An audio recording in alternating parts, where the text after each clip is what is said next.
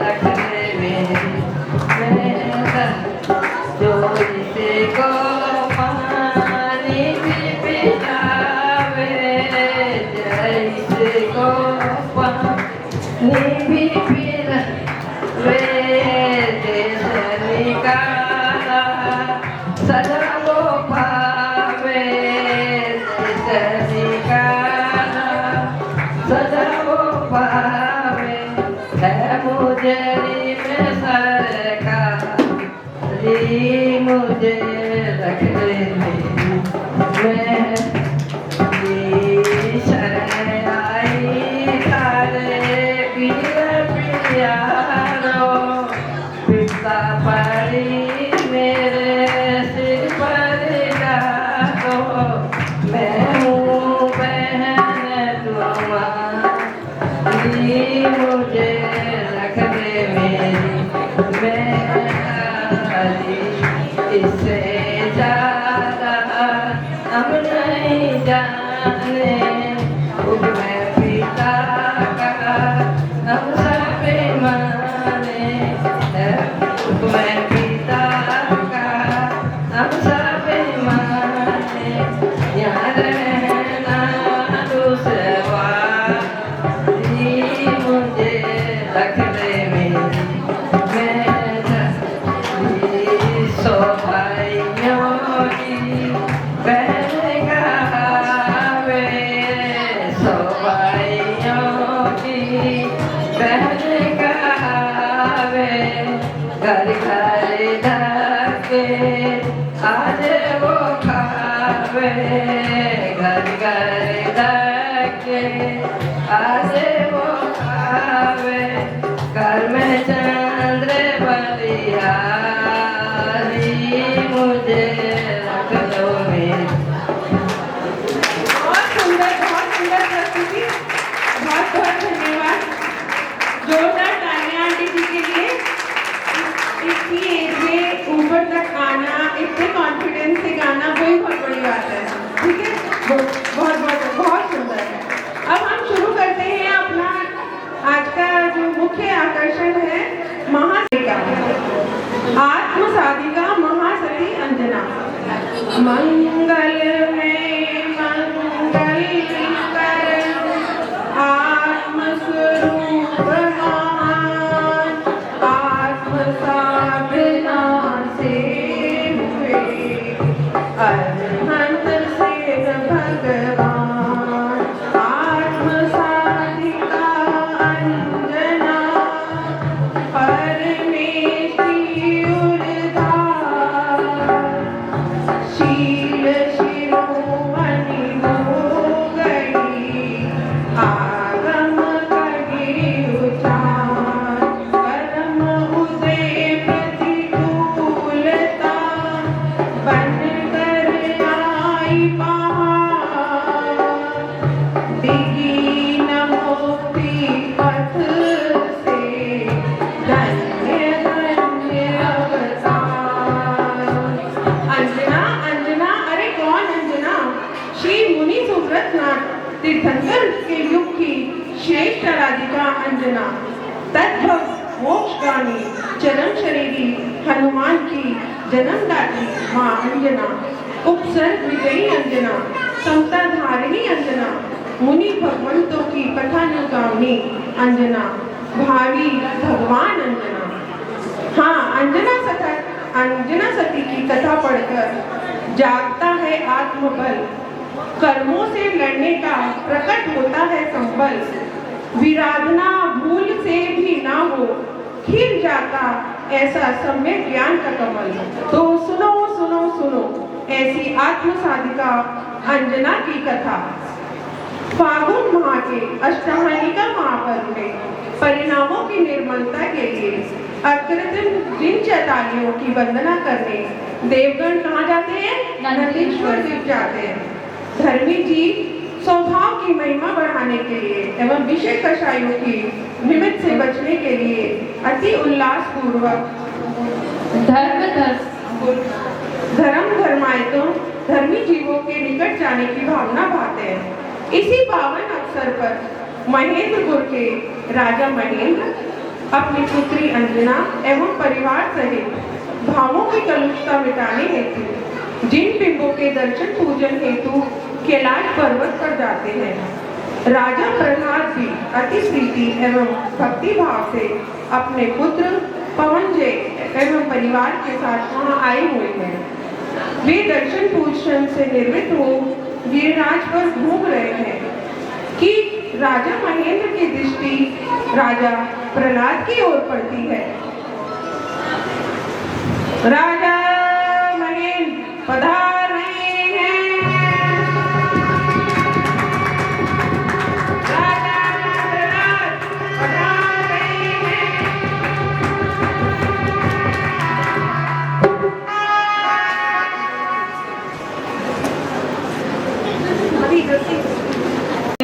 भगवान की पूजा अर्चना कर रहे हैं और दोनों मानसरोवर में घूम रहे हैं। तभी उनकी दृष्टि राजा महेंद्र पर पड़ती है।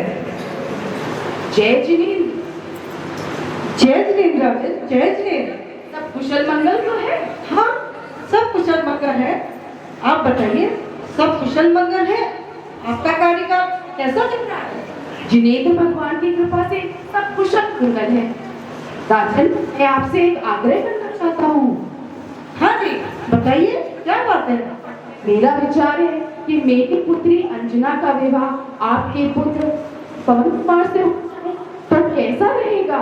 इस बारे में आपका क्या विचार है? विचार तो बहुत अच्छा है। ये तो हमारे पुत्र पवन के लिए बहुत ही सौभाग्य की बात है और मेरी तरफ से तो इस रिश्ते के लिए आप पक्का समझिए। आइए तो फिर गले मिलते हैं। पुत्र की भी सहमति लेने के पश्चात अब 3 दिन बाद विवाह होना निश्चित हुआ। महारानी रानी कहाँ हो? महारानी के श्रीमती पधार रही हैं।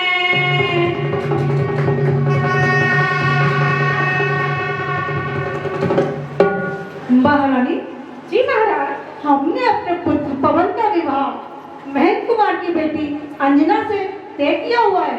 बहुत खुशी की बात है महाराज। तो फिर चलो शादी की तैयारियां शुरू करो। वो आ गया महाराज। महाराज, मैं अपनी पुत्र वधू का विवाह बहुत धूमधाम से करूंगी। अपनी पुत्र वधू अंजना को अपने संग आंखों में बिठा कर रखूंगी। अपने पुत्र के विवाह में कभी ना आने दूंगी महाराज। हाँ बिल्कुल। तो चलो तैयारियां शुरू करते हैं। रतन और अशर्फियों की बारिश कर दूंगी महाराज। बिल्कुल बिल्कुल, खूब कीजिए, खुशियों से बनाइए। आप लोग भी आइएगा। चलिए महाराज। और विवाह की तैयारियां जोर शोर से शुरू हो जाती हैं। दोनों सेवक साथ विवाह की तैयारी में व्यस्त हो जाते हैं। पवन कुमार और उनके मित्र कक्ष में पधार रहे हैं।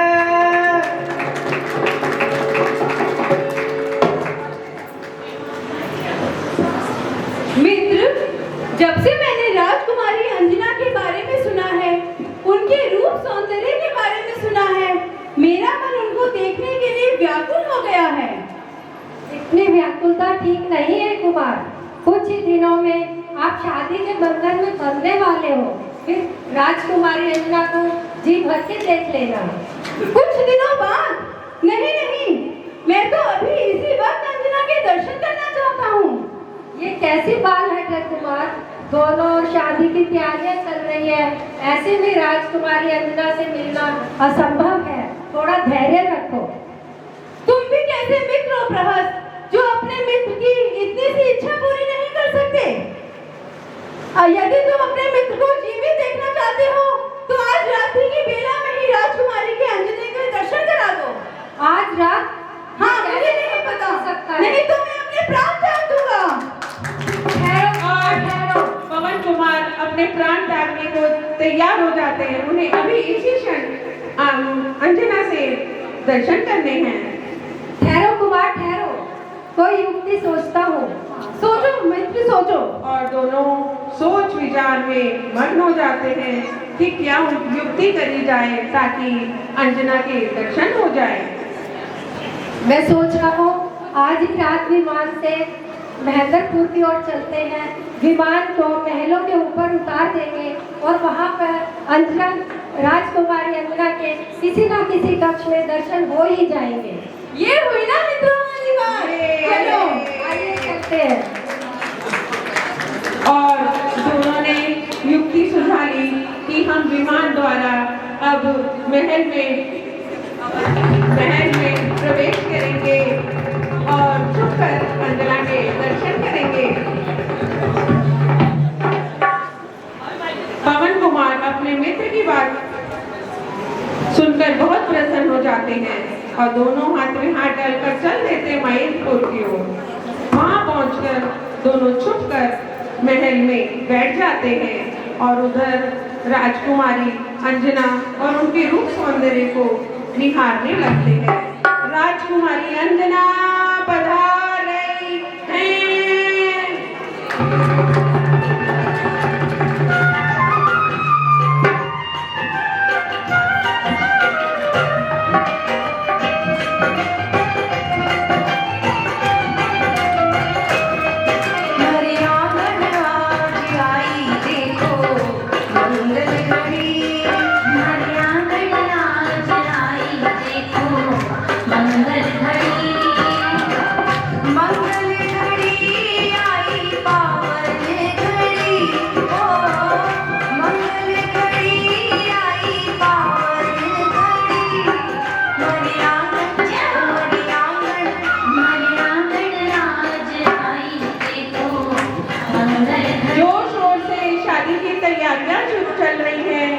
अंजना अपनी सखियों के साथ हास्य विनोद कर रही हैं और उनकी सखियां उन्हें छेड़ रही हैं।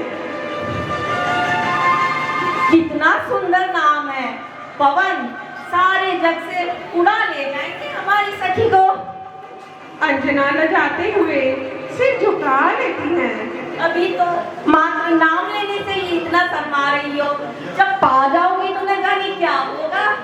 चल हट, क्यों परेशान कर रही हो? अब तो हमारी सखी अंजना आदित्यपुर की शोभा बढ़ाने वाली है, राजकुमार पवन की जीवन संगिनी बनकर। वसंत माला बह के मारे मेरे तो प्राण ही निकले जा रहे हैं। जाने कैसे होंगे वसंत कुमार, उनका स्वभाव कैसा होगा, मैंने कभी देखा ही नहीं उन्हें। क्या मैं उनके साथ सामंजस्य बना पाऊंगी? सुना है बड़े क्रोधित स्वभाव के हैं कुमार, संभल कर रहना, कहीं वो अपने क्रोध का शिकार तुम्हें ही न बना दे। इससे अच्छा होता तुम्हारा विवाह राजकुमार विद्युत प्रभा के साथ होता। सुना है राजकुमार पवन कुमार से भी ज्यादा सुंदर है। अंजना अपने ही ख्यालों में विचारों में डूबी हुई हैं। उन्होंने अपनी सखी की कोई बात नहीं सुनी, ना ही अपनी सखी के अमर्यादित वचनों पर कोई प्रतिक्रिया व्यक्त की। यह सब देखकर पवन कुमार बहुत क्रोधित हो जाते हैं। वसंत माला मेरी प्रिय सखी, तुम चलोगी ना मेरे साथ? हाँ हाँ चलूंगी। मुझे तो बहुत डर लगता है सखी। हाँ हाँ चलूंगी, अभी तो चलो, मुझे विवाह की बहुत तैयारियां भी करनी है। चले सखी चलो। और विवाह की तैयारियों में वो मग्न हो जाती हैं। अंजना और सखियां सब मग्न हैं। इधर ये सब बातें सुनकर पवन कुमार जो छुपकर सब बातें सुन रहे थे, वे बहुत क्रोधित हो जाते हैं। सोचने लगे कि इन अमर्यादित वचनों का अंजना ने निषेध भी नहीं किया। सुना मित्र, तुमने कुछ सुना? ये अंजना की सखी इस तरह मेरी निंदा कर रही थी और वे मौन धारण कर मुस्कुराकर सब सुन रही थी। अवश्य ही वे किसी दूसरे पुरुष पर आसक्त है। ये कैसी बचकानी बात कर रहे हो कुमार? सखियां तो मौन लज्जा के कारण रहती हैं और वो आपको जानती ही कितना है जो अपनी सखी की बात पर प्रतिक्रिया व्यक्त करे। मैं उसका होने वाला पति हूँ और वह मेरी ही निंदा सुन रही है। अभी से उसका ये हाल है तो बाद में जाने क्या होगा। आप व्यर्थ की बात को बढ़ावा दे रहे हो कुमार। सदैव में तो ऐसा तुम्हें ये छोटी बात लग रही है। मैंने सोच लिया है, मैं अंजना से विवाह नहीं करूंगा। मैं अंजना से विवाह नहीं करूंगा। रह न सकते। प्रहस्त बहुत अनुनय विनय कर अपने मित्र को समझाने की कोशिश करते हैं, पर वे मानने को तैयार ही नहीं होते। दूसरी ओर महल में शादी की तैयारियां चल रही हैं। राजा महेंद्र और महारानी पधार रहे हैं। राजा महेंद्र और महारानी महल में वार्तालाप कर रहे हैं। महारानी, ऐसी सुंदर सुशील संस्कारी पुत्री प्राप्त करके मेरे तो भाग्य ही खुल गएंगे। इसके विवाह में खजाने लुटाने को जी चाहता हैगा। आप सही कह रहे हैं महाराज। और महलों में सखियां अंजना को मेहंदी लगा रही हैं और विवाह की तैयारियां जोर शोर से चल रही हैं।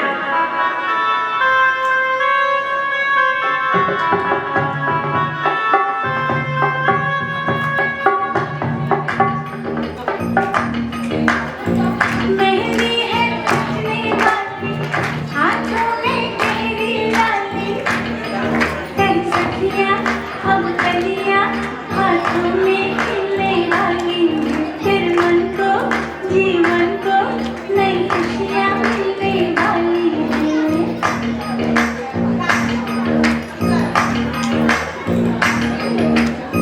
मेहंदी है रचने वाली। और इधर शादी की धूम चल रही है, इधर सखियां आपस में बातें कर रही हैं। कितना सुंदर हार, देखो देखो कितना सुंदर हार है। साज सज्जा का कितना अच्छा सामान आया है। आज तो हम तुम्हें दुल्हन बनाएंगे। और मेहंदी लग रही है। इधर महारानी महाराज, पवन कुमार जैसे सुंदर सुशील और गुणवान दामाद को पाकर तो हम धन्य हो गए हैं, और हमारी पुत्री अंजना के तो भाग ही खुल गए हैं। मिथिला का कण कण खिला, जमाई राजा राम मिला। मिथिला का कण कण खिला, जमाई राजा राम मिला। मिथिला का कण कण खिला, जमाई राजा राम मिला। जोर शोर से तैयारियां चल रही हैं, तभी दरबान सूचना लेकर आता है। महाराज की जय हो। क्या सूचना लाए हो? महाराज की जय हो। महाराज, पवन कुमार ने विवाह करने से इनकार कर दिया है। ये तो क्या कह रहे हो? फांसी पर चढ़वा दी जाओगी इस दोनों में। धीरज रखो महारानी, मैं अभी पवन कुमार के पास जाता हूँ और बात करता हूँ। चलो दरबार। और वे हंसी खुशी का माहौल एकदम शोक में परिवर्तित हो जाता है। अंजना रोने लगती है और उनकी सखियां उन्हें धीरज बंधाती हैं। इधर राजा प्रहलाद और पवन कुमार महल में। सखी, क्या हुआ होगा? पवन कुमार ने विवाह करने से इनकार क्यों कर दिया सखी? धीरज रखो सखी, धीरज रखो, सब ठीक हो जाएगा। आओ चलो राजा महेंद्र महल में पधार रहे हैं।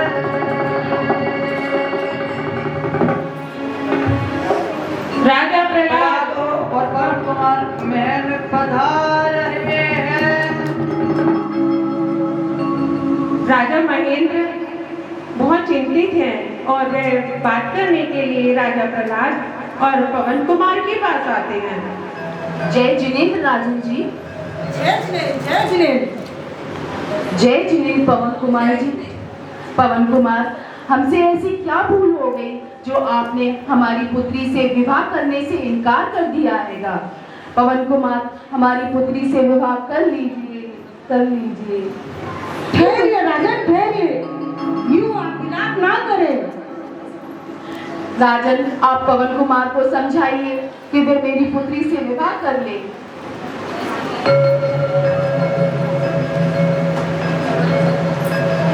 पुत्र पवन, क्या बात है बेटा?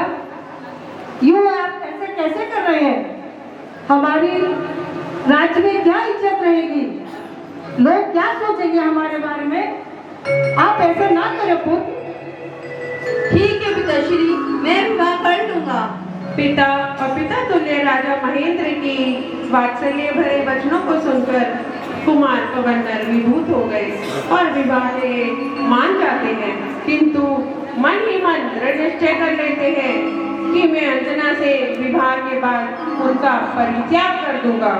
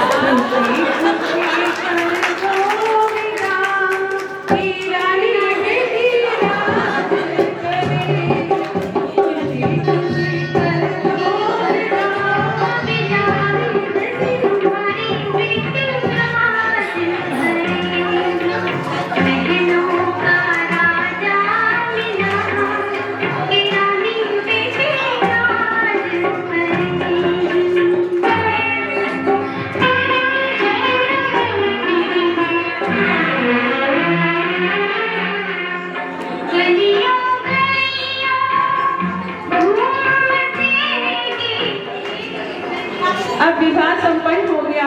पवन कुमार और अंजना का विवाह संपन्न हो जाता है और वे महेंद्रपुर से आदित्यपुर की ओर आते हैं। इधर माता केतुमती और राजा प्रहलाद उनके स्वागत की तैयारियां कर रहे हैं। पुत्र वधू अंजना और पवन कुमार महल में पधार रहे हैं। पवन पुत्र आ गया, अपना बेटा आ गया, बहू भी आ गई।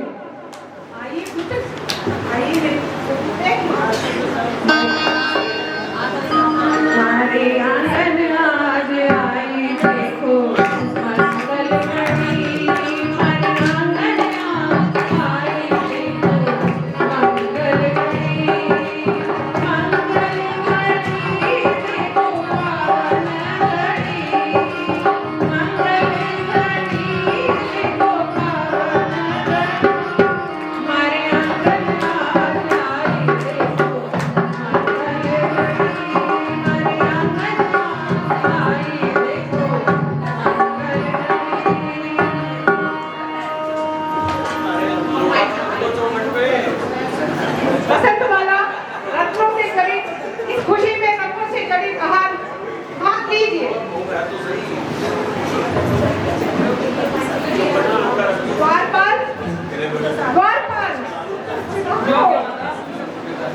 सारी प्रजा में हमारी पुत्र बधुवाली की खुशी में अशक्तियाँ बांटी जाए।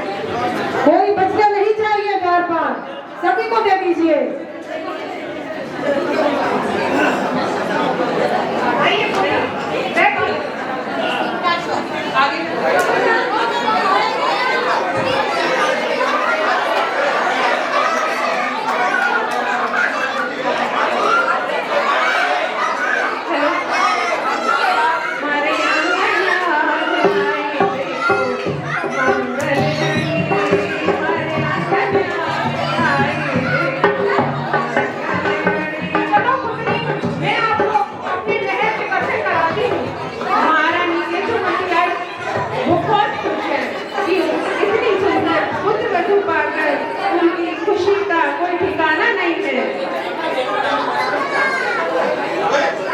वे उन्हें पूरे महल में घुमाती हैं। पुत्र पवन, कहाँ गए पुत्र पवन? हमारे भाग्य तो भाग ही खुल गए। इतनी सुंदर पुत्र वधू, पुत्र आपके भाग खुल गए।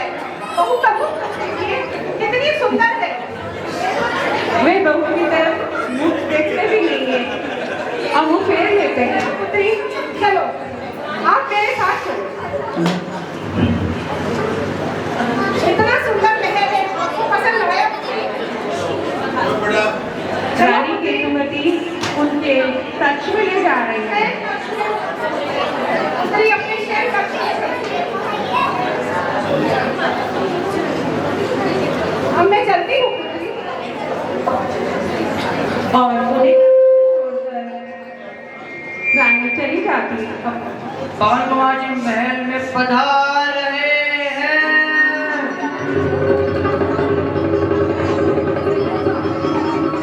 अंजना अपने कक्ष में बैठी है। तभी पवन कुमार कक्ष में आते हैं तो वे उनके चरण स्पर्श करती हैं, पर पवन कुमार ये क्या उनको धक्का देकर वहां से चले जाते हैं। अंजना उनके पीछे पीछे उन्हें मनाने चलती है, पर वे तो चलते ही चले गए और तो अंजना रोती रहती है। पवन कुमार को कुछ फर्क नहीं पड़ता और वे मुँह होके महल से चल देते हैं। रोते रोते पूरी रात बीत जाती है, सवेरा हो जाता है। तभी वसंतमाला कक्ष में आती है। क्या हुआ सखी अंजना? क्या हुआ? कल तो तुम्हारी सुहागरात थी और आज तुम रो रही हो। हाँ सखी हाँ, पवन कुमार कक्ष में आए ही नहीं। कुछ होने या ना होने की तो बात ही क्या। क्या पवन कुमार कक्ष में आए नहीं थी? क्या तुम्हारी रात्रि तो उनके खिलाफ कर रही हो? हाँ सखी हाँ, जाने पवन कुमार मुझसे क्यों विमुख हो गए। अभी तो तुम्हारा पवन कुमार के ठीक से परिचय भी नहीं हुआ है। चलो चलते हैं। जाने मुझसे क्या भूल हो गई सखी। रो नहीं सखी, रो नहीं। मैं महारानी जी से बात करती हूँ, चलो चलते हैं। और उनकी बात लेकर वसंतमाला राजा प्रहलाद और रानी केतुमती के महल में पधारती है। राजकुमारी अंजना की सखी वसंतमाला महल में पधार रही है।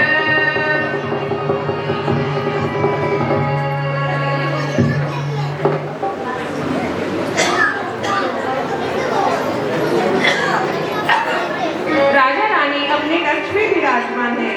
तभी उनकी सखी वसंतमाला महल में बात करने के लिए आती है।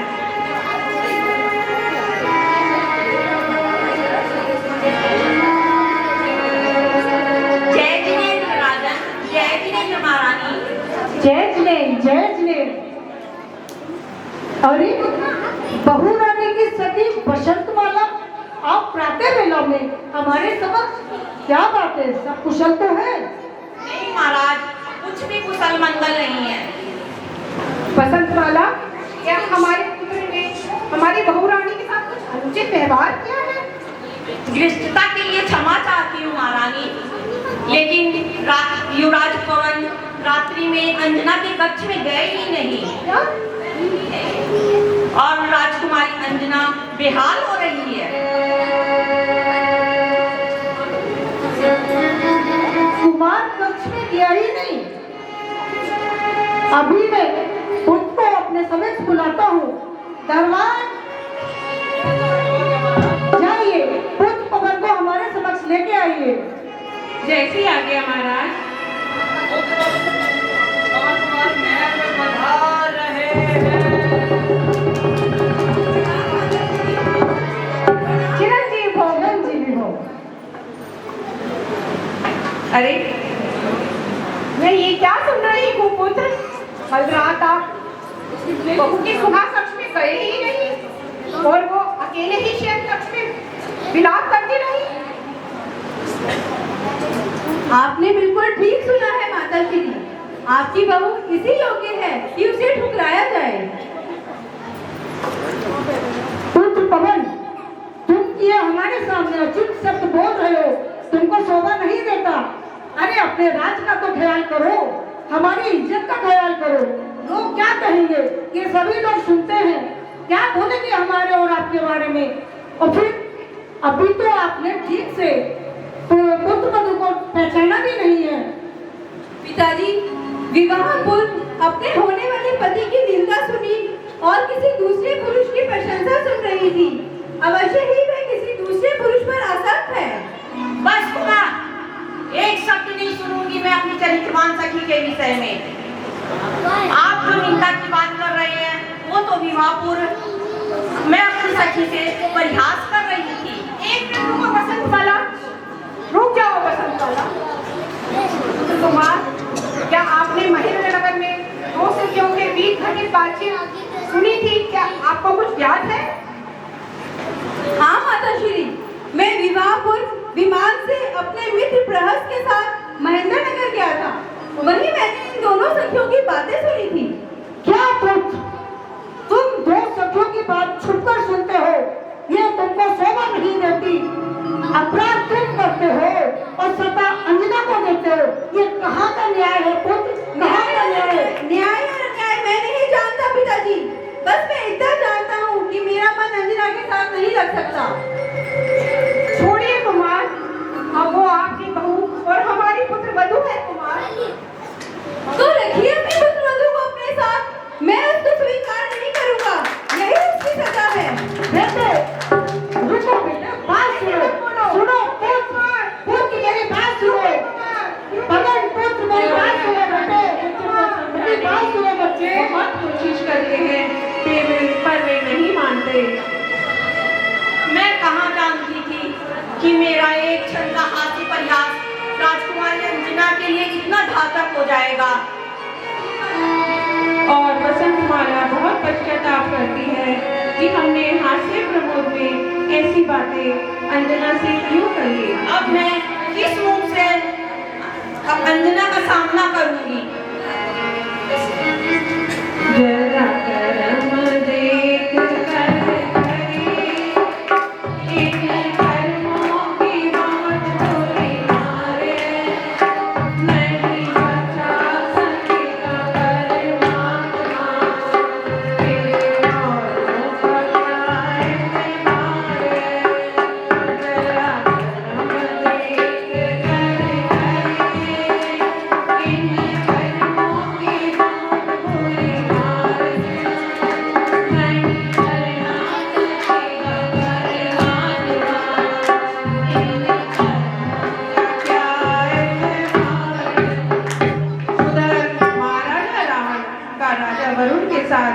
युद्ध छिड़ जाता है।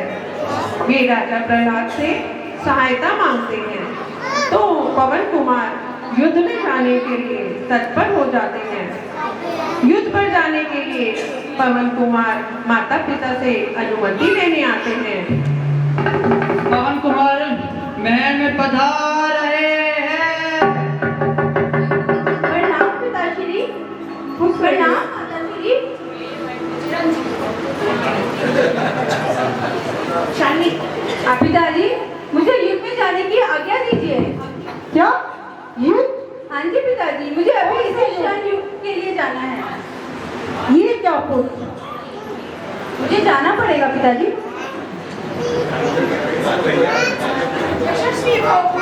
और उनका महारानी रास्ते लग करती हैं चिरंजीव भव। और यशस्वी होने की शुभकामनाएं देके उनको विदा करते हैं।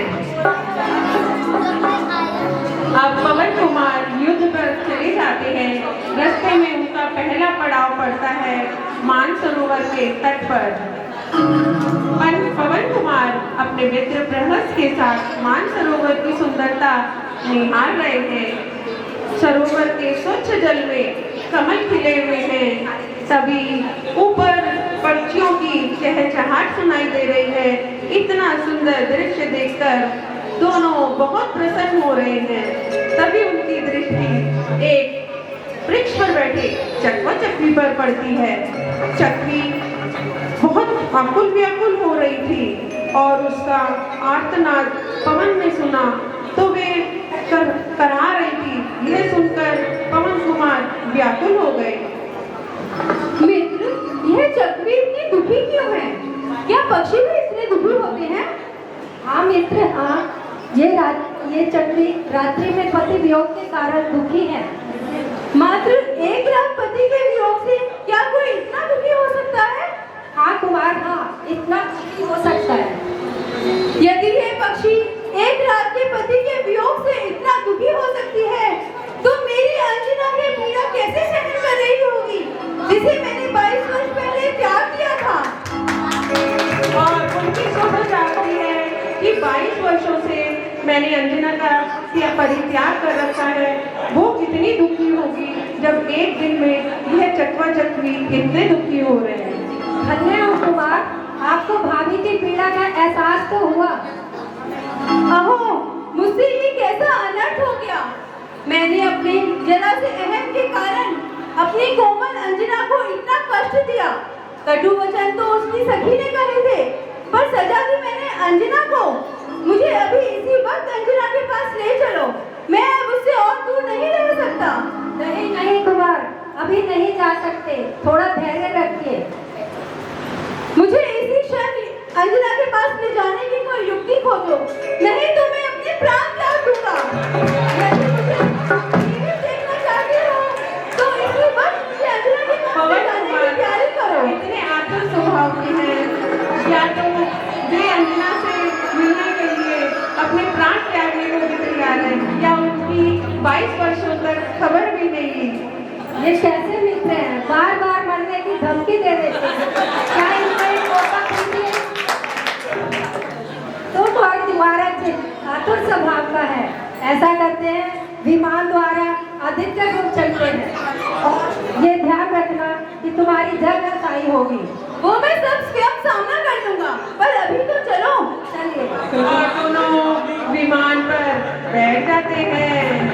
विमान चल रहा है और दोनों आदित्यपुर पहुंचते हैं। रात्रि के समय पवन कुमार गुप्त रूप से महल में प्रवेश करते हैं।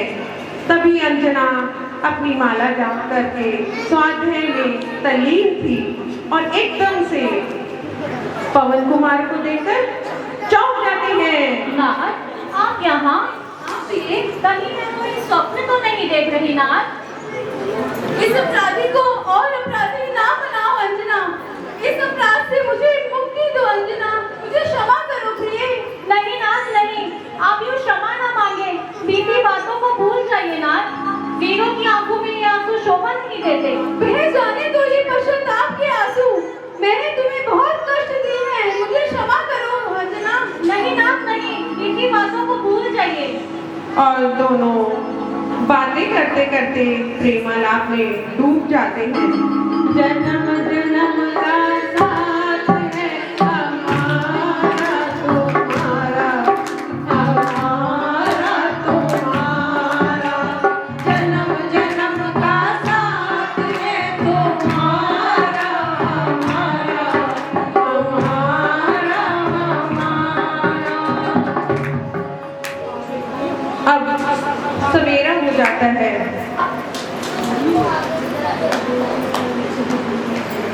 नाथ, आप इस रात्रि की वेला में मेरे पास आए, यह बात कोई नहीं जानता नाथ। अगर कुछ हुआ तो मैं किसी को क्या जवाब दूंगी नाथ? लोग अपवाद होगा। आप निशानी के तौर पर मुझे कुछ देते जाएं, जिससे मैं आपके आने की पुष्टि कर सकूं नाथ। तुम चिंता ना करो अंजना, मैं शीघ्र ही आ जाऊंगा। लेकिन फिर भी निशानी के तौर पर मैं तुमको अपनी अंगूठी दिए जाता हूँ, जिससे लोग अपवाद ना हो। तुम चिंता मत करो, मैं शीघ्र ही आऊंगा प्रिय। अब मैं चलता हूँ। ठीक है नाथ। और पवन कुमार पुनः युद्ध की ओर चल देते हैं।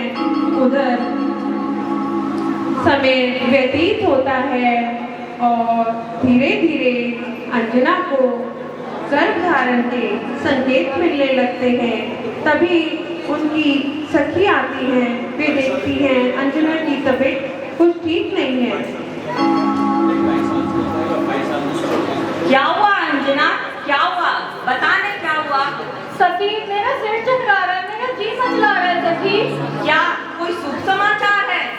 ये सब बातें सासू केतुमती दूर से देख सुन रही हैं। सुन कलकनी, ये किसका बाप अपने पेट में लिए घूम रही है? मेरे पुत्र ने तो 22 वर्षों से तेरा मुख तक नहीं देखा। नहीं माता जी, नहीं। शांतिपूर्वक आप मेरी बात सुनिए माता जी। रात्रि में युद्ध में जाने से पूर्व वो एक रात्रि मुझसे मिलने आए थे माता जी, और 22 वर्षों तक ना मिलने का उनको पछतावा था। मेरे पुत्र ने तेरा 22 वर्षों से मुख तक नहीं देखा और तू कहती है युद्ध भूमि से कैसे मिलने आया? मैं नहीं मान सकती। ठीक ही कहता था मेरा पुत्र, तू कलंकनी है, तू कलंकनी है। नहीं माता जी, नहीं। क्रोधित ना हो, शांतिपूर्वक मेरी बात सुनिए। निशानी के तौर पर जाते जाते वो मुझे अंगूठी भी देकर गए थे। आप चाहें तो मेरी सखी वसंतमाला से पूछ लीजिए माता जी। हाँ महारानी, राजकुमारी अंजना ठीक बोल रही है। राजकुमार पवन और अपने मित्र राजकुमार प्रहस्त के साथ आए थे और पूरी रात्रि अंजना के साथ थे। पापी है तू, कलंकनी है तू। अपनी सहेली वसंतमाला के साथ यहाँ से निकल जा, इसको भी ले जा अपने साथ। ये भी तेरे साथ मिली हुई है, समझ गई? नहीं माता जी, नहीं। पर मैं कहाँ जाऊंगी माता जी? मुझे नहीं पता तू कहाँ जाएगी। निकल जा मेरे सामने से, निकल जा, निकल जा, निकल जा। देखो परिणामों की विचित्रता। कहाँ वह सास केतुमती अपनी बहू को इतना खूब प्यार लुटा रही थी, और कहाँ जरा से इसके चक्कर में वह उसको घर से बाहर निकाल देती है, बिना कुछ जाने कि आखिर क्या हुआ है। जरा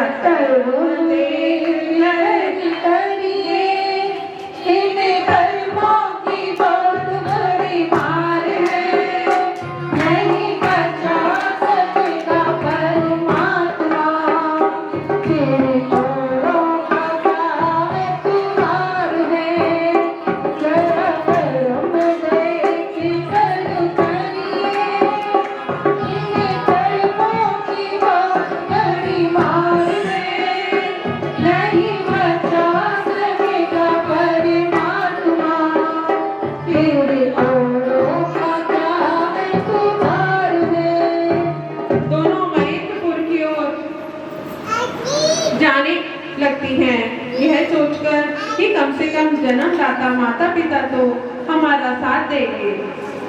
इधर द्वारपाल महेंद्रपुर के द्वार पर दोनों को रोक लेता है। 22 वर्षों के पश्चात अपने पिता के घर आई थी। दुख के कारण उनका रूप बेहाल हो गया था और वह वसंतमाला और प्राण को पहचान नहीं पाया। महाराज के पास जाते हैं और पूछते हैं,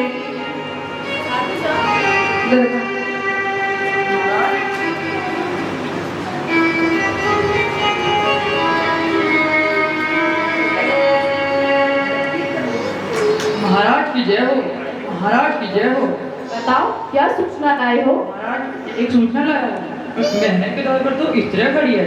वह अपने को राजकुमारी अंजना और दासी वसंतमाला बता रही है, पर उनके दुखित मुख और मलिन मुख देखकर ऐसा प्रतीत नहीं होता, तो क्या करें महाराज, आप ही बताइए। क्या हमारी पुत्री अंजना आई है?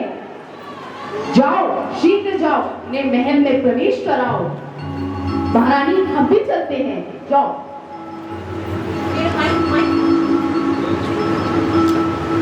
और अंजना का समाचार सुनते ही दोनों बहुत खुश हो जाते हैं और पुत्री के स्वागत की तैयारियां शुरू कर देते हैं। तभी द्वारपाल उन्हें सारा वृतांत बताते हैं कि कैसे अंजना को उनकी सासू ने कलंकित करके घर से बाहर निकाल दिया। यह सुनकर तो उनका हाल बेहाल हो जाता है और वे सोचने लगते हैं, हाय हाय, इस दिन के लिए मैं अभी तक जीवित था। हे पुत्री, तूने ये क्या किया? दोनों कुलों को डुबो दिया। दरबार जाकर उससे वो कहना कि यदि वह मेरी पुत्री है तो अपना कलंकित मुख किसी को न दिखाती फिरे और कहीं डूब कर मर जाए। परंतु नाथ, एक बार पुत्री से मिल तो लीजिए, सारा दृष्टांत उसके मुख से सुन तो लीजिए, क्या पता कोई निष्कर्ष निकल आए। मिलना तो बहुत दूर की बात है, यदि किसी ने उसका नाम भी लिया तो मैं उसे मृत्युदंड की सजा सुनाऊंगा। और राजा महेंद्र मृत्युदंड का आदेश दे देते हैं कि कोई भी अगर अंजना को शरण देगा तो वे उसे मृत्युदंड दे देंगे। इधर द्वारपाल सारा वृतांत अंजना और उनकी सखी वसंतमाला को बताता है कि कैसे महाराज ने आज्ञा दी है। वसंतमाला, चिंता ना करो सखी, चिंता ना करो, समय अपनी निष्कलंकता स्वयं साबित कर देगा। वसंतमाला और अंजना पर तो जैसे दुखों का पहाड़ टूट गया। पिता का ऐसा स्वरूप उन्होंने पहले कभी नहीं देखा और दोनों चुपचाप वहां से लौट गई और चल पड़ी वन की ओर। भवन में जीवन को बचुका, कण कण को जीवन भर देगा। मृग सम मृग तृष्णा के पीछे, मुझको न मिली सुख की रेखा। झूठे जग के सपने सारे, झूठी मन की सब आशाएं, तन जीवन यौवन का सिर है, क्षण भंगुर पल में।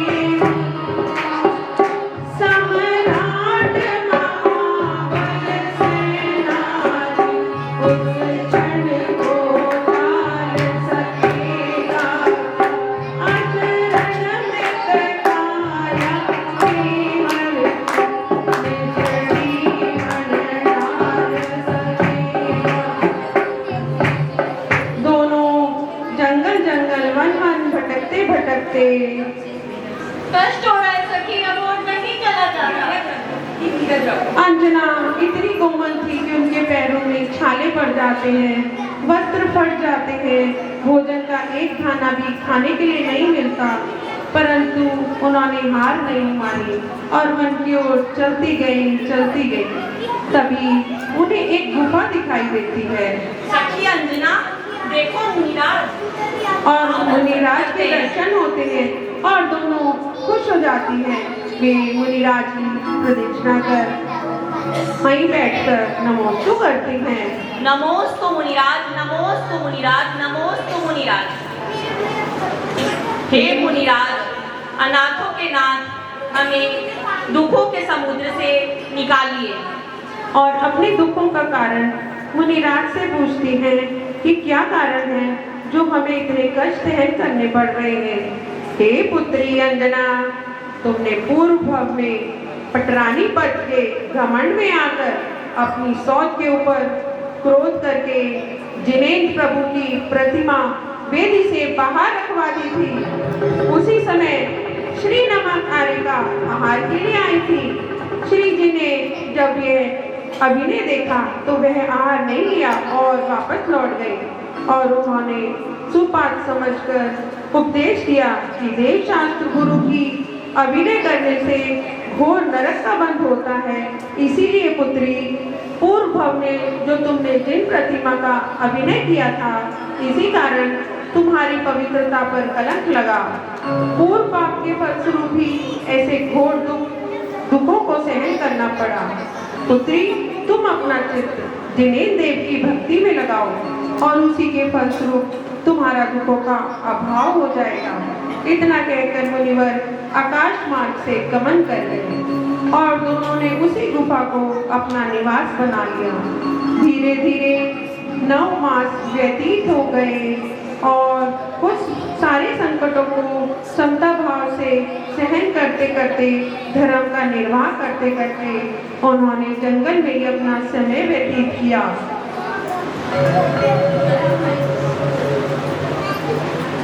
और तभी कुछ समय बाद नन्हे नन्हे छोटे से प्यारे से बालक हनुमान का जन्म होता है।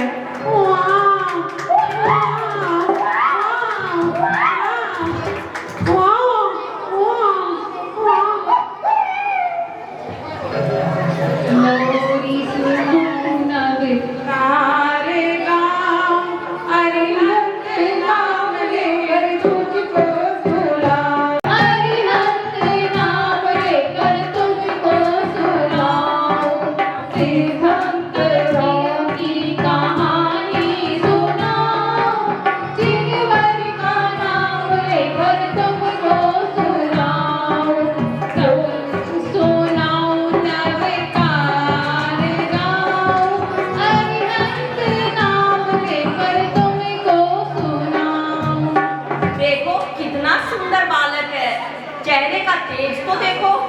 सखी हाँ, हाँ सखी हाँ। और दोनों बालक के साथ अपना सब दुख भूल जाती हैं। इधर आकाशवाणी होती है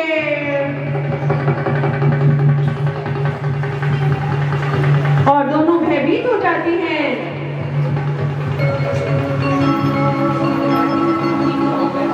अरे अरे, ये शोर कैसा? अरे ये शोर कैसा?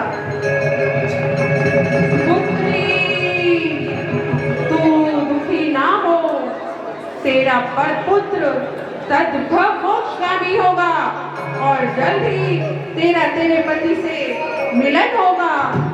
यह सुनकर दोनों खुश हो जाती हैं। तभी अचानक तेजी से घूमता हुआ एक विमान आकाश में दिखता है।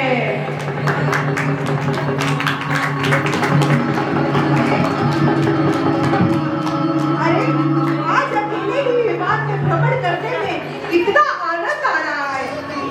देवी के बिना कितनी शांति महसूस हो रही है।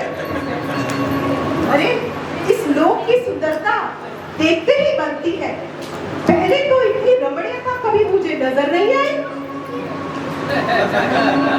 और वे अपने विमान से घूम रहे हैं और सारी सुंदरता निहार रहे हैं। अरे अरे अरे अरे अरे अरे, ये विमान की क्या हुआ? कहीं मेरी बातें मेरी देवी ने सुन तो नहीं ली? अरे देवी तो नहीं है यहाँ कहीं मेरी। अरे ये जो आप लोग देख रहे हो, अच्छे अच्छे शूरवीरों की बोलती बंद हो जाती है अपनी देवी के आगे। अरे मेरा विमान आगे क्यों नहीं जा रहा है? यहीं पर अटक गया है। अरे इस घने निर्जन जंगल में ऐसा क्या है? जरा उतरकर चलकर देखता हूँ। राजा प्रतिसूर्य का विमान कांपने लगता है और वह वहीं पर गुफा के ऊपर अटक जाता है। वह सोचते हैं कि अरे क्या बात है, यह विमान यहाँ क्यों अटक गया? विमान तो तभी रुकता है या तो कोई अपना मित्र हो या शत्रु हो। यह विमान कैसे अटक गया?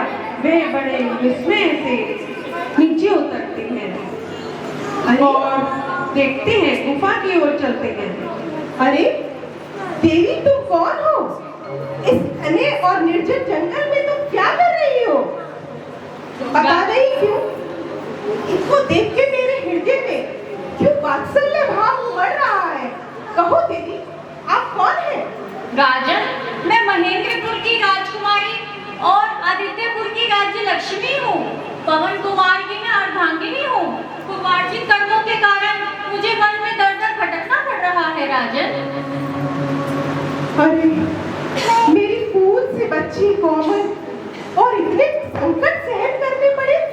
दासी सारा वृतांत राजा को बताती हैं कि कैसे कैसे उनके ऊपर कलंक लगा और कैसे उन्हें जंगल जंगल भटकना पड़ा। तभी अंजना पूछती है, आप कौन है राजन? मैंने आपको पहचाना नहीं। बेटी, मेरा नाम प्रतिसूर्य है। मैं हनूद्वीप का राजा हूँ और रिश्ते में मैं तुम्हारा मामा लगता हूँ। बेटी, आप मेरे मामा प्रतिसूर्य हैं। जय जिनेंद्र मामा जी। जय श्री। बेटी, तुम कितनी बड़ी हो गई हो, मैंने बचपन में ही तुम्हें कभी देखा था। आज इस मानव लोक का ये जो अपराध है ये क्षम्य नहीं है। आज अगर कोई संशय आया था तो महेंद्रपुर के राजा और आदित्यपुर के राजाओं को चाहिए था कि वो गुप्तचरों को भेजकर इस संशय के बाद ही निर्णय लेते, उनसे सुनने के बाद ही निर्णय करना था। पुत्री, ये अपराध अक्षम्य है। तेरे साथ जो हुआ उसका प्रायश्चित नहीं हो सकता पुत्री। फिर भी मैं ये चाहता हूँ कि तू उनको क्षमा कर दे और उनकी तरफ से मैं माफी मांगता हूँ। देख बेटी, मैं निसंतान हूँ। तुझे पाकर हनूरपुर अपना सौभाग्य समझेगा। तो पुत्री, कृपया मेरे साथ चलो। मामा श्री, आप यूं क्षमा ना मांगे। पूर्व जन्मों के कारण मुझे दर दर भटकना पड़ रहा है मामा श्री। ये सोचती हूँ कहीं आपके साथ चलकर आपके प्राणों को संकट में न डाल दूं। अंजना का तो जन्म ही संकटों में चलने के लिए हुआ है। बाकी आपको आगे जैसा अच्छा लगा कीजिए। क्या उत्कृष्ट सोच है पुत्री तेरी। इतने संकट सहन करने के बाद भी क्या सोच है। चलो पुत्री, चलते हैं। राजा प्रतिसूर्य, अंजना और वसंतमाला शिशु के साथ विमान में बैठ जाते हैं। विमान के बाद और विमान की गति तेज होने लगती है। बालक को उसमें समझ नहीं पा रहा था। विमान और एकदम से बालक अरे अरे अरे अरे गिर जाते हैं। पुत्री, क्या हुआ? अंजना का तो हाल बेहाल हो जाता। हाय मेरा पुत्र, हाय मेरा पुत्र। पुत्री, चिंता ना करो। राजा बालक कहाँ है? विमान से नीचे उतरते हैं तो नीचे उतरकर वे क्या देखते हैं कि चट्टान पर बालक मुस्कुरा रहे हैं और चट्टान चूर चूर हो गई है। निश्चय ही ये बालक ब्रज वृषभ नाराज सहनताधारी है। तभी तो इसको कुछ नहीं हुआ और शिला के टुकड़े टुकड़े हो गए। तो इसी को कहा है तभी हमने बजरंग, क्योंकि ब्रज का शरीर है और बल तो असीमित है, इसलिए इसका नाम आज से मैं बजरंग बली रखता हूँ।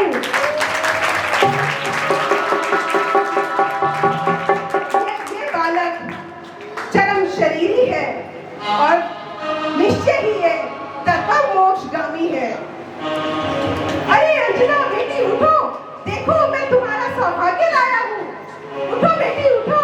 अंजना अपने पुत्र को देखकर बहुत प्रसन्न होती हैं और अब दोबारा तीनों विमान में बैठकर राजा प्रतिसूर्य के साथ हनूद्वीप की तरफ चल देते हैं।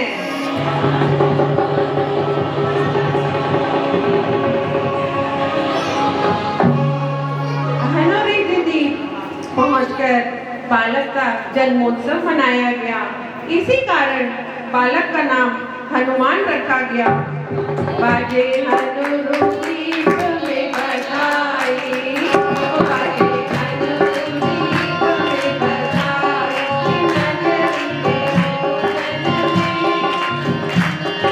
नगरी में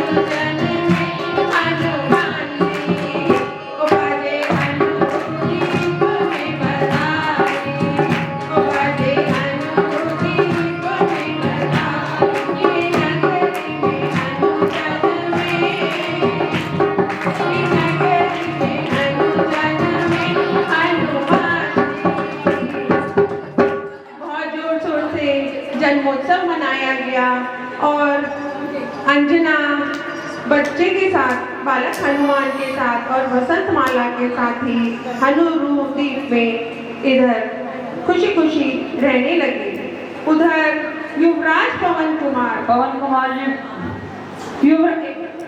युवराज पवन कुमार विजयी होकर जब अपने महल आदित्यपुर में आते हैं, पवन कुमार विजय होकर महल में पधार रहे हैं।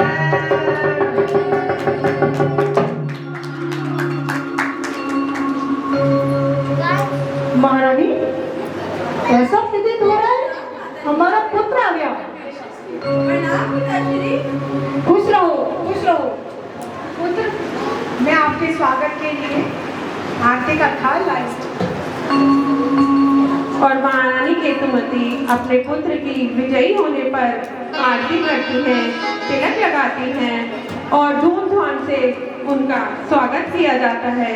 पवन कुमार विजयी होकर युद्ध से आए हैं, पर ये क्या, पवन कुमार की दृष्टि तो चारों ओर घूम रही है।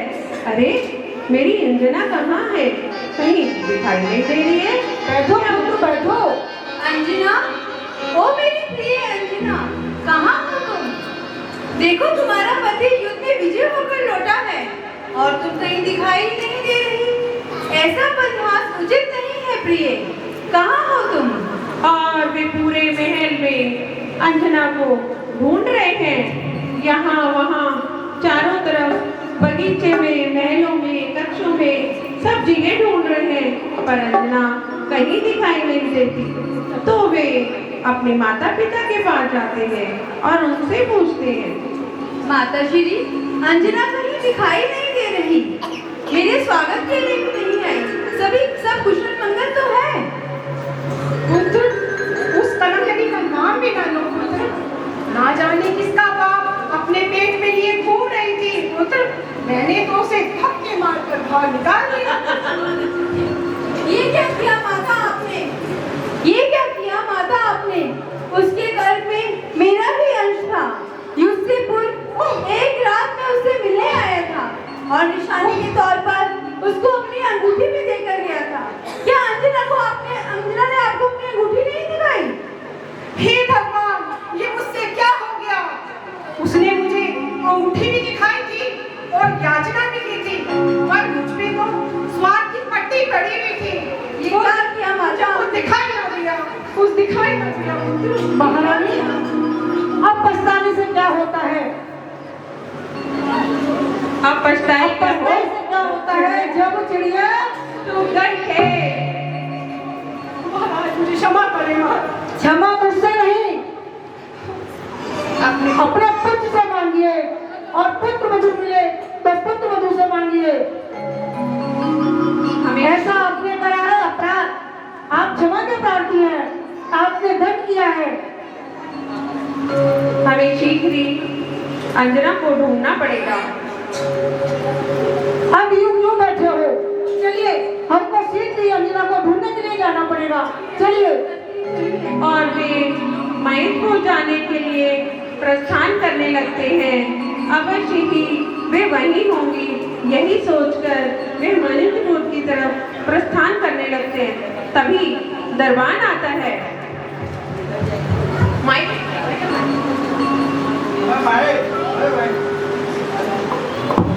महाराज की जय हो, महाराज की जय हो। महाराज, अनुद्वीप से महाराज पति सूर्य का संदेश लाया हूँ। महाराजा संदेश है? महाराजा प्रति सूर्य का महाराज संदेश आता है।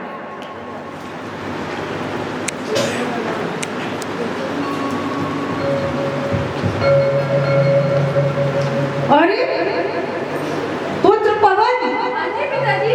महारानी, हमारे लिए बहुत ही शुभ समाचार है।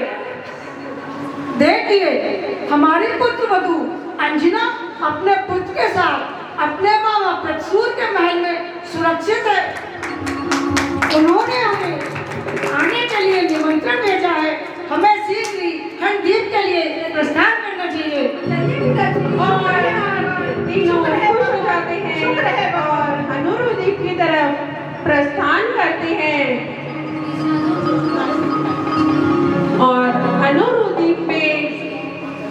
राजा प्रतिसूर्य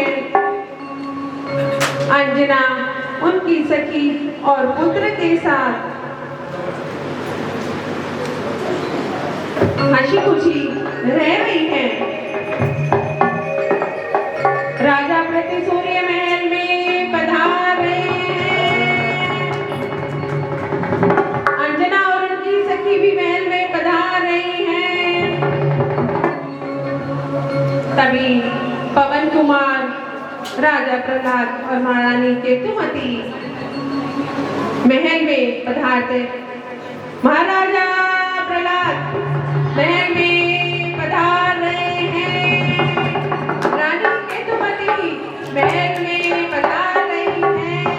कुमार पवन महल में प्लीज बैठे रहिए, खत्म होने वाला है, आप प्लीज उठिए मत।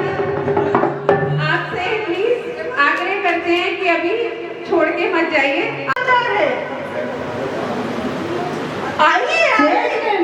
जय महाराज, क्या शुभ घड़ी है। आइए, आपका स्वागत है। खुश रहो बेटा। आपको हनीमून तो देखिए कितना सुंदर लग रहा है। वाकई हनुमान के आने से इसकी शोभा और दुगनी हो गई है। और ये बैठे इससे तो और ही शोभावान हो गया है। आप अपने लिए तालियां बजाइए भाई, बहुत ही सुंदर लग रहा है। वाकई और सब आपस में मिलकर बहुत ही प्रसन्न होते हैं, सब गले मिलते हैं। हम अंजना से मिलने केतुमती बहुत आतुर हैं अपनी अंजना से मिलने के लिए।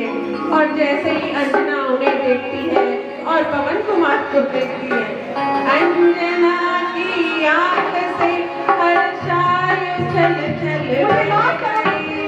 कौन किससे क्या कहे, सब कुछ नयन ही बन गए। धन्य धर्मी अंजना आशान है या सुमन है। धन्य तेरा धैर्य सचो, धन्य समता धन्य है। धन्य सही सेविका होती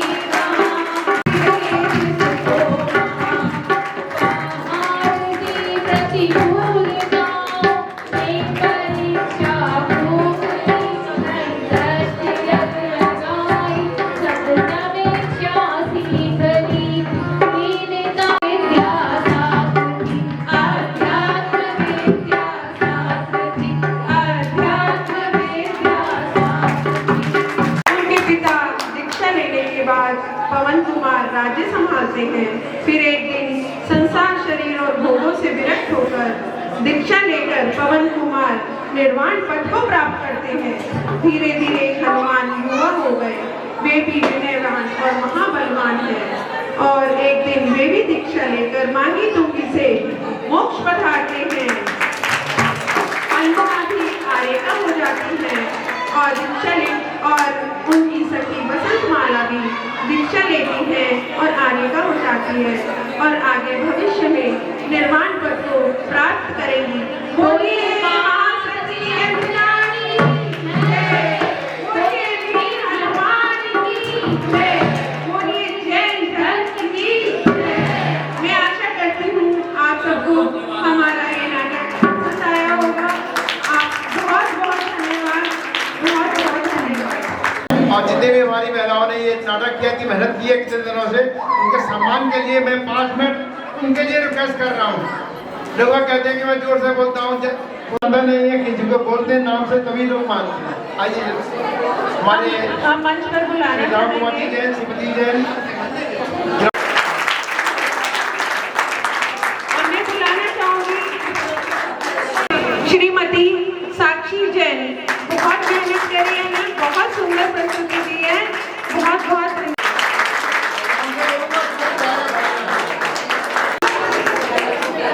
हाँ बेटा आगम श्वेता जैन। बजा नाम बजा।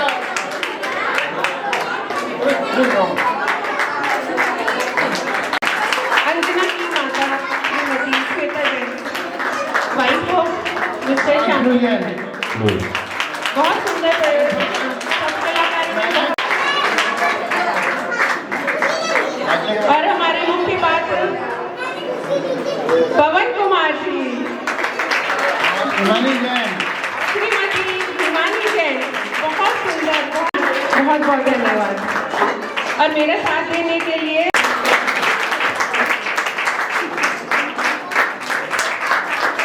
माता श्रीमती सीमा जैन।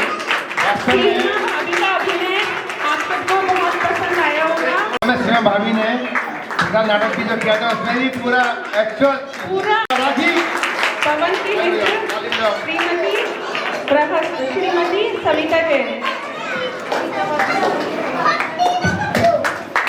बहुत सुंदर एक्ट किया, बहुत बढ़िया, बहुत बहुत धन्यवाद। बहुत अच्छा नाटक किया है, बहुत ही अच्छा अभिनय किया। अंजना की मामा श्री डॉक्टर भाभी, ममता जैन। बहुत ममता सुंदर। जी ताली बजा लो। तालियां नहीं रुकनी चाहिए। सखी मिश्र केशी श्रीमती शालिनी जैन। पहरेदार दरबान मास्टर हार्दिक जैन। मंगलाचरण प्रस्तुत किया श्रीमती जैन आंटी जी ने बहुत सुंदर मंगलाचरण प्रस्तुत किया। अंजू भाभी का आप आ जाओ।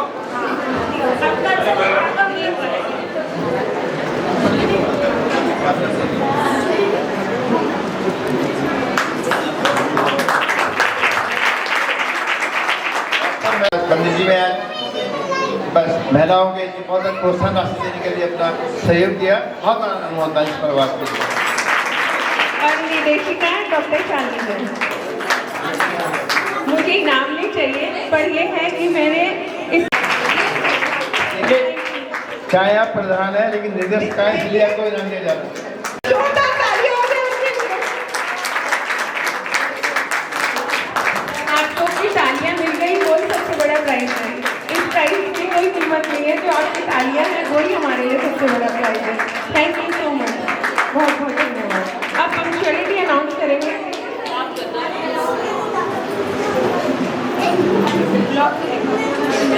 मनोज जैन। जी अच्छा सचिन दीदी जी।